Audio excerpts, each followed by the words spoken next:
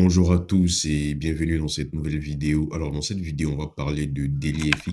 C'est un site que j'ai préconisé dans plusieurs de mes vidéos sur la chaîne YouTube aux débutants parce que je trouvais que c'était un site qui était facile d'utilisation. Il y avait assez d'éléments dans ce site-là, notamment le calendrier économique que j'aimais beaucoup. On avait aussi des articles assez accessibles parce que si vous regardez la plupart des articles sur différents sites, ça peut être compliqué pour débutants au début parce que les mots et les graphiques utilisés peuvent être compliqués au début pour débutants.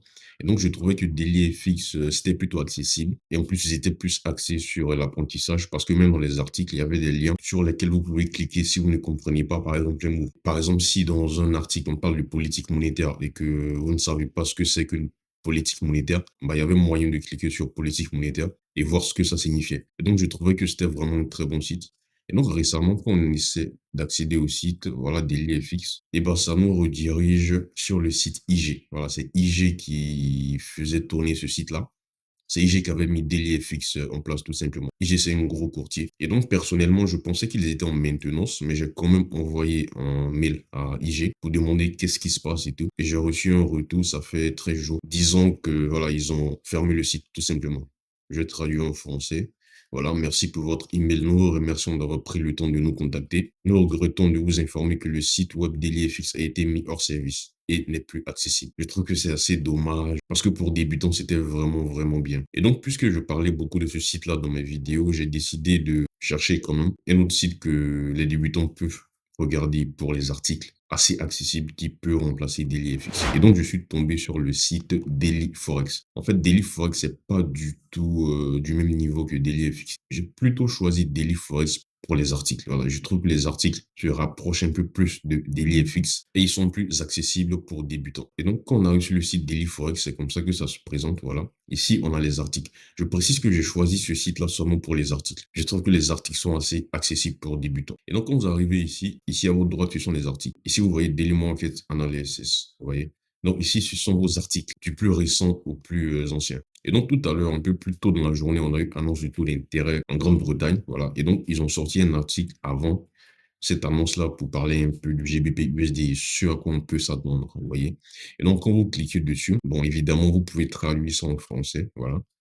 Et donc, voici l'article qui est là. Et il y a même une petite analyse graphique ici. Vous voyez, le graphique du GBP USD. Et donc, ici, c'est assez détaillé comme article quand même. Et pour débutants, je pense que c'est assez intéressant. Et donc, ici, on parlait un peu du contexte en Grande-Bretagne, de la devise, qu'est-ce qu'on n'attend pas, quels sont les scénarios possibles et tout, vous voyez. Et donc, je trouve que les articles sont quand même solides pour débutants. C'est quand même c'est très bien. Ici, dans ce paragraphe, ils vont parler des données sur l'inflation au Royaume-Uni et la Banque d'Angleterre.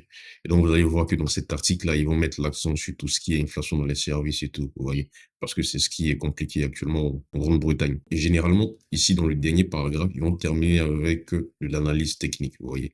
Et donc, je trouve que c'est quand même un site qui est assez intéressant. Voilà, pour débutants. Vous voyez que c'est pas du niveau de DailyFX. Pourquoi? Parce qu'ici, par exemple, un débutant qui lit ça, par exemple, il sait pas ce que c'est que politique monétaire.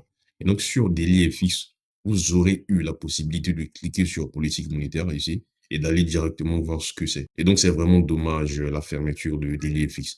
Et donc, ce site-là, je l'ai choisi seulement pour les articles pour débutants. Voilà, je trouve que c'est très bien comme ça. Et donc, comme je disais, quand vous arrivez sur le site, ici, ce sont les articles du plus récent au plus ancien. Hier, par exemple, on a eu l'annonce du taux aux États-Unis. Si vous voulez voir un peu un résumé de ce qui s'est passé et tout, voilà, voici cet article qui parle de ça ici. Il a été publié aujourd'hui. Et donc, je trouve que c'est un site qui est vraiment intéressant pour débutants, pour rester à jour en fondamental et tout. Par exemple, vous voulez avoir une vue, une analyse fondamentale, par exemple, de l'USD-Yen. Vous voyez ici qu'il n'y a pas d'analyse dans les derniers articles sur l'USD-Yen. Et donc, vous venez ici dans Market News, vous allez cliquer USD-Yen, tout simplement. Vous voyez.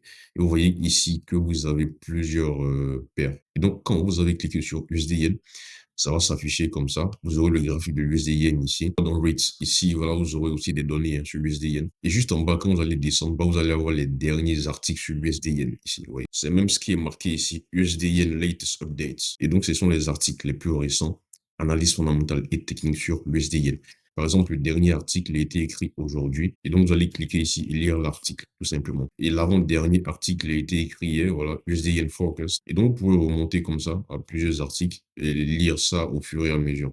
vous allez voir que du plus ancien au plus récent, bah, il y a une trame, il y a un lien entre les articles. Et donc, ce site Daily Forex pour débutants, je trouve que c'est assez intéressant. Et donc, sur ce site, on n'a pas de calendrier économique. Sur Daily FX, on avait le calendrier économique aussi, vous voyez. Donc, pour le calendrier économique, je vous préconise le calendrier économique du Trading Economics. Trading Economics, leur calendrier économique est très bien, c'est très bien fait.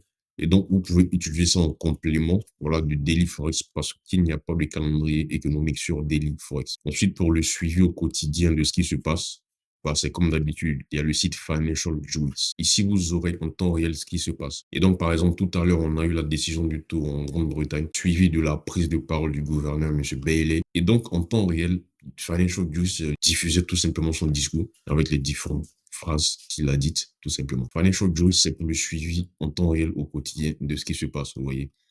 Parce qu'ici, on a eu sorti de taux d'intérêt plutôt en Grande-Bretagne. Vous voyez que sur Daily Forex, bah, on n'a pas encore cette mise à jour là. Il n'y a pas encore d'article qui parle de ça, vous voyez. Et donc, ici, vous allez sur ça au quotidien. Trading Economics pour le calendrier économique. Et donc, ces trois sites-là peuvent être complémentaires dans vos analyses quotidiennes. Et donc, j'espère que cette vidéo était assez claire. Le but, c'était d'apporter un remplaçant à Daily FX. Voilà. Ce remplaçant dans ces Daily Forex, il n'est pas complet. Donc, je vous invite à utiliser les sites complémentaires comme Trading Economics pour le calendrier économique et Financial Juice pour le suivi au quotidien pour que tout soit complet. J'espère que cette vidéo était assez claire. S'il y a des questions, laisse-moi en commentaire et on se dit à très bientôt.